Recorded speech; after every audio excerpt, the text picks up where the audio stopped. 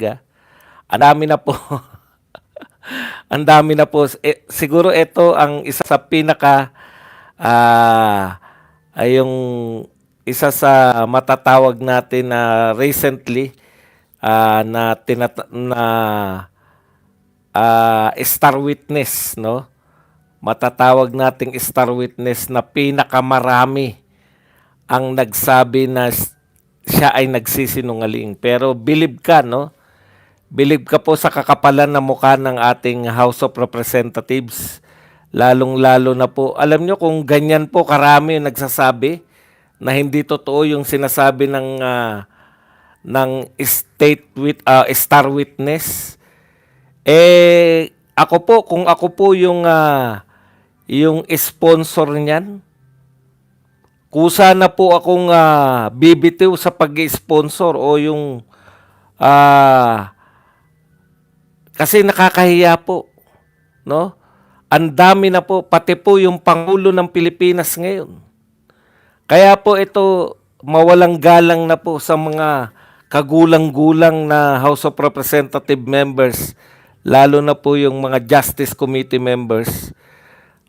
Mawalang galang na po sa inyong kagulang-gulang na mga kasapi ng House Committee on Justice. Siguro panahon na po para tiklopin natin ito. Panahon na po para tiklopin natin itong inyong ginagawa dyan. Kasi po, lalo pong nagsasalita si Madriaga, lalo pong lumalabas na talagang pilit na pilit, gawa-gawa po yung mga bintang dito kay BP Sara. Okay, bukod pa po sa mga naunan yung pinagagawa, halimbawa po, meron po ritong inimbitahan kayo na taga-NSO, no? Alam po ninyo, pag-aksayan lang po ng panahon itong ginagawa, hindi lang po panahon, pera po ng taong bayan sa panahon po ng crisis. Sa panahon po na yung lahat po ng salapi ng pamahalaan ay dapat po nagagamit ng maayos.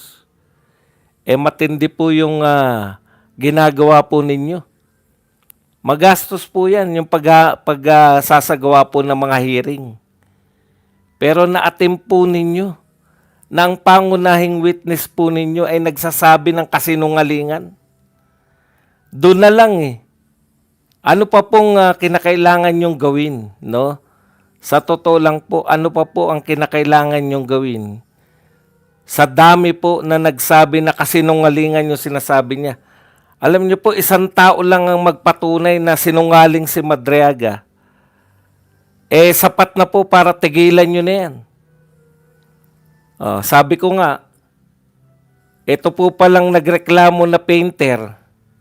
Pati po pala yung painting na iniregalo po ng isang painter na taga Davao, kung hindi ako nagkakamali. Niregaluhan po si BP Sara, siya po ay mayor. Mayor ba o vice mayor pa lang ng Davao si BP Sara. Niregaluhan po siya, mayor, no? Niregaluhan po siya ng painting ng isa pong artist na taga Davao. Akalain po ninyo, klinim ni Madriaga na yung nagbigay ng painting na yan ay isa niya pong scholar, no? At ito po nagkataon na gaysano po pala. Hindi po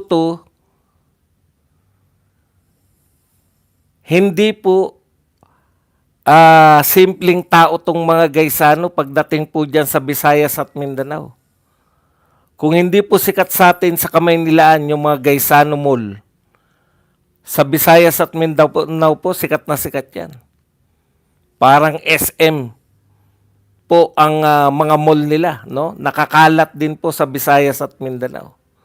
Akalain nyo, isa pong gaysano na may sapat pong yaman. Hindi naman po sa sinasabi natin na hindi totoo na may mga scholar si Madriaga. Pero isa pong gaysano, magiging scholar ng isang Madriaga. Katawa-tawa na po. Okay. Nasundan pa po yan ng mga iba pa pong imposibleng maganap. Ngayon po, Balitang-balita po. Binulgar ni Senator Amy muna. Unahin na po natin yung kay Senator Amy na alam niya po yung naganap. No? Ang matindi po nito, yung term sharing. Sabi nga ni Amy, akala niya kasi kukonsintihin lang ni BBM. Akala kasi ni Senator Amy na nanawagan pa siya sa kapatid niya na wag konsintihin tong mga tao. Ang tawag niya nga kumbaga walang bilang na tao. Si Madriaga po ay walang bilang, no? Ika nga. Tapos may kakayahan siyang magsinungaling at sabihin, mabigat po to, term sharing. Ngayon lang po natin narinig ito. Ang naririnig po natin, uniteam. Pagsasanib puwersa ng mga Marcos at ng mga Duterte. Wala pong duda yan. Ang naririnig po natin na may uniteam na itutuloy ni BBM yung mga nasimulan ni Tatay Digong. Yan po yung basehan ng uniteam. Unity. Akalain nyo po, isang tao nagsabi may term sharing. No? Alam nyo po, napaka-imposible po niyang term sharing.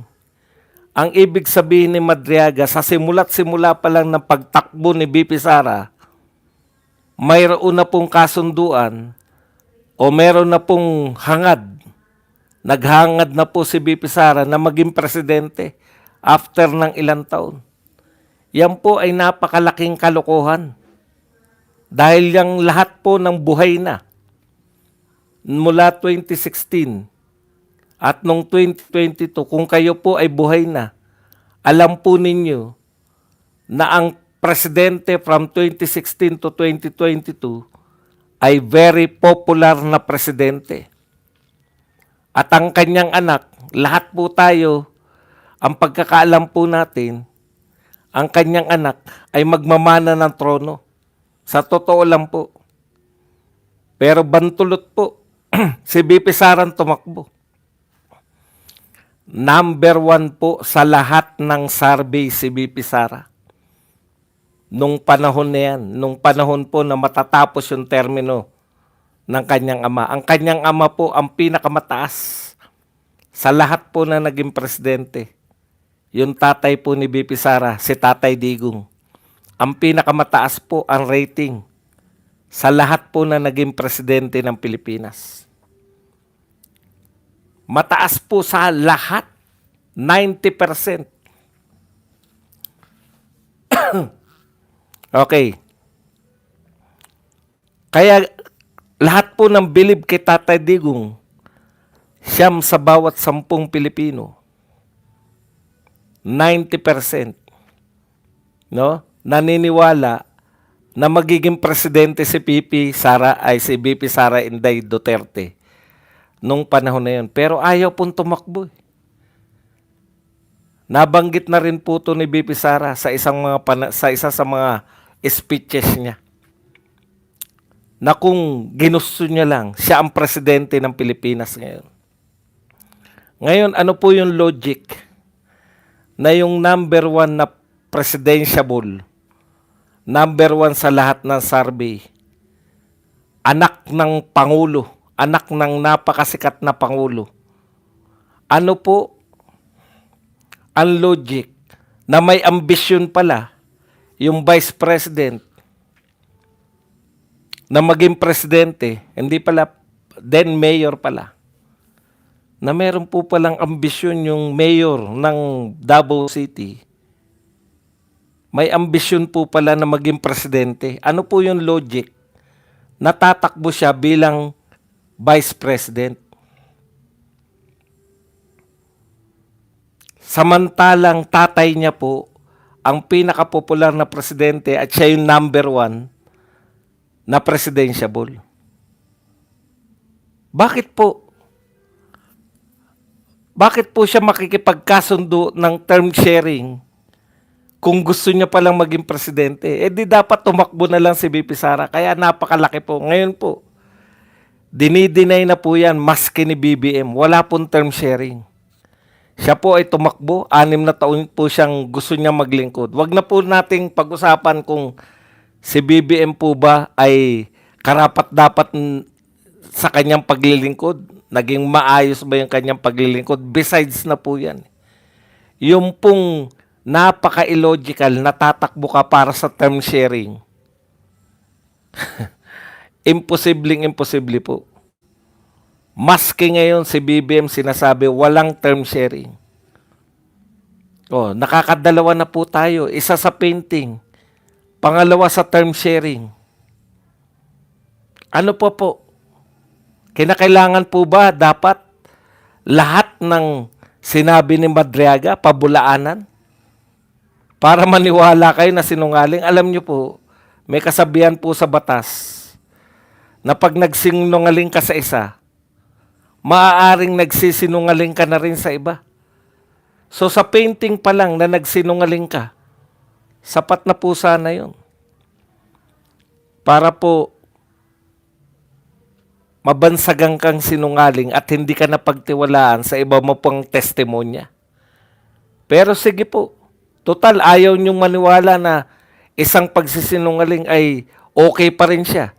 Baka nagsinungaling lang siya sa painting. Sa term sharing, nagsinungaling din po. Okay pa rin? Sige, okay pa rin.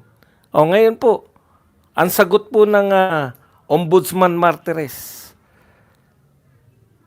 sa bintang na siya raw po ay binigyan personal ng pera ni Madriaga galing kay Tatay Digong.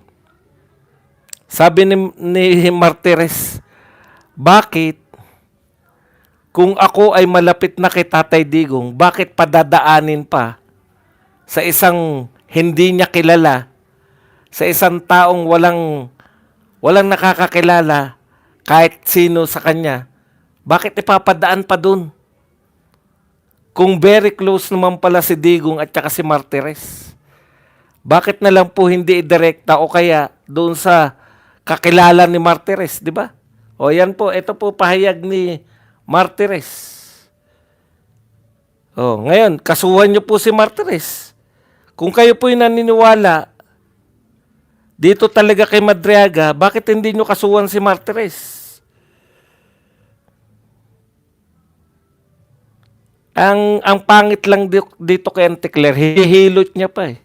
Wala daw kinalaman si BBM sa term sharing na pinag-usapan ni Tatay Digong at saka nito ni Madriaga. Paano mo naman nalaman na totoong nag-usap si Madriaga at saka si Tatay Digong?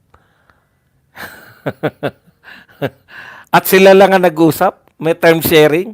Hindi alam ni BBM? Ang gusto mo bang palabasin, Auntie Claire? Eto ang tanong ko sa iyo. Ang gusto mo bang palabasin? Nagkasundo si Madriaga at saka si Tatay Digong sa term sharing na hindi alam ni BBM? Pag hindi alam ni BBM na may term sharing sila ni BP Sara, ang ibig sabihin niyan, Auntie Claire,